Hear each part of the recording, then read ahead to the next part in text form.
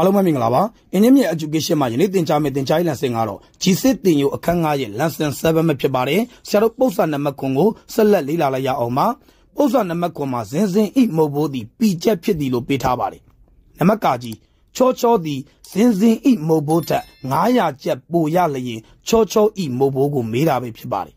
ချောချောဤမုတ်ဘိုးကိုလိုချင်ရင်ဇင်ဇင်ဤမုတ်ဘိုးကို900ပေါင်းပေးရမှာပဲဖြစ်ပါတယ်ဇင်ဇင်ဤမုတ်ဘိုးသည်ပီချက်ပါ900ကျပ်ပေါင်းမှဖြစ်သည့်အတွက် P plus 500ကျပ်ပဲဖြစ်ပါတယ်နံပါတ်ခါခွေဂူဂူသည်ဇင်ဇင်ဤမုတ်ဘိုးအောက်200ကျပ်ရောပါကဂူဂူဤမုတ်ဘိုးကိုလိုချင်တာပဲဖြစ်ပါတယ်ဂူဂူဤမုတ်ဘိုးကိုလိုချင်ရင်ဇင်ဇင်ဤမုတ်ဘိုးတွေကနေ200ကိုနှုတ်ပေးရမှာပဲဖြစ်ပါတယ်ထို့ကြောင့်ဂူဂူဤမုတ်ဘိုးကိုပြောပါဆိုရင် P minus 200ကျပ်ပဲဖြစ်ပါတယ်နံပါတ်ကငယ်နိုင်အောင်သည်ဂူဂူမုံဘိုးဤနှစ်ဆရလျင်နိုင်အောင်ဤမုတ်ဘိုးကိုရှာခိုင်းတာပဲဖြစ်ပါတယ်နိုင်အောင်ဤမုတ်ဘိုးကိုလိုချင်ရင်ဂူဂူဤမုတ်ဘိုးကို2နဲ့မြောက်ပေးရမှာပဲဖြစ်ပါတယ်ထို့ကြောင့်2 into P minus 200ပဲဖြစ်ပါတယ်ရရှိလာသောတန်ဖိုးသည် 2P minus 400ကျပ်ပဲဖြစ်ပါတယ်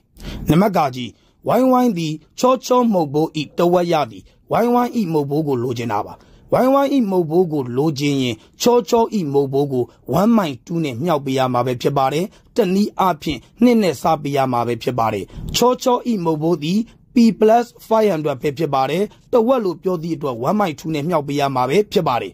ထို့ကြောင့် P plus 500/2ကျပ်လို့ထုတ်ပေးရင်လည်းရပါတယ်ယနေ့သင်ကြားပေးခဲ့တဲ့သင်ကြားရေး lesson ကိုနားလည်လိမ့်မယ်လို့ထင်ပါတယ်အားလုံးကိုကျေးဇူးတင်ပါတယ်ရှင်လန်းချမ်းမြေ့ကြပါစေဗျာ